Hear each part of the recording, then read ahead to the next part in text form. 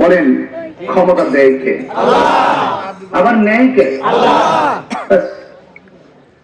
কেউ হয়তো একটি দল করবেন, কেউ হয়তো আরেকটি দল করবেন, কিন্তু দিন শেষে আমরা আবার পাশাপাশি বসে চায়ের দোকানে আবার চা খাবো, ব্যবসায়ী জায়গায় ব্যবসা করব।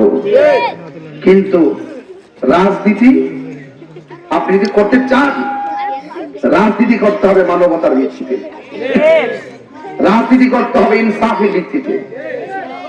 রাজনীতিতে যদি রক্তের খেলা চলে আসে, রাজনীতি যদি খুনের দিকে দাবিত হয়, রাজনীতি যদি গুমের দিকে দাবিত হয়, বৈষম্যের দিকে দাবিত হয়, এটাকে রাজনীতি বলে না।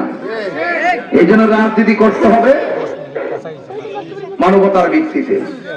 প্রিয় সাটিয়াজুড়িবাসী, সুন্দরপুরবাসী, আপনাদের খেদমতে আবারও বলছি, আপনারা আমাকে দীর্ঘদিন ধরে ওয়াজের মাঠে দেখেছেন।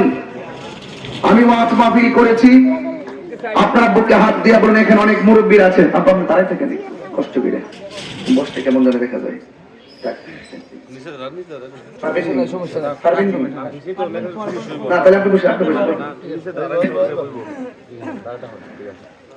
আমার আপনারা বুকে হাত দিয়ে বলুন, আমি যত বছর ওয়াজ মাহফিল করেছি, আমি কি আপনাদের সঙ্গে প্রতারণা করেছি?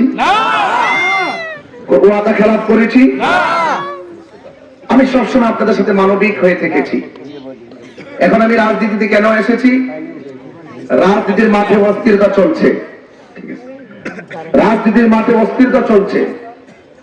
আমরা দেখেছি বিগত 5ই আগস্টের পর থেকে এই 2 বছরে এমন কিছু ঘটনার অবতারণা হয়েছে যা 70 থেকে 80 বছরের বৃদ্ধ মানুষও দেখে নাই। 1 নম্বর প্রায় 90টি মাজার ভেঙে দেওয়া হয়েছে। 2 নম্বর কবর থেকে লাশ তুলে আগুন দিয়ে পুড়িয়ে দেওয়া হয়েছে। 3 নম্বরে একটা হিন্দুকে অযথা মিথ্যা অপবাদ দিয়ে গাছের মধ্যে ঝুলিয়ে আগুন দিয়ে পুড়িয়ে দেওয়া হয়েছে। কোন প্রতিবাদ দেখি নাই, রাজনীতিবিদদের মুখে শুধু মুচকি হাসি। কোথায় বাস করছি? যে দেশে ইসলাম এনেছেন আল্লাহর ওলিগণ, যে দেশে ইসলাম এনেছেন আল্লাহর ওলিগণ, যারা ইসলাম না আনলে আমরা ইসলাম পেতাম না। আজকে সে ওলি আল্লাহর মাজার বাবা শাহপরান, শাহজালালের ভাগিনা সেই শাহপরান ইয়ামানি রহমাতুল্লাহের মাজার ভাঙার জন্য গিয়েছেন। কেন গিয়েছেন? একটা রাজনীতিবিদদের মুখে কোন প্রতিবাদ শুনলাম না।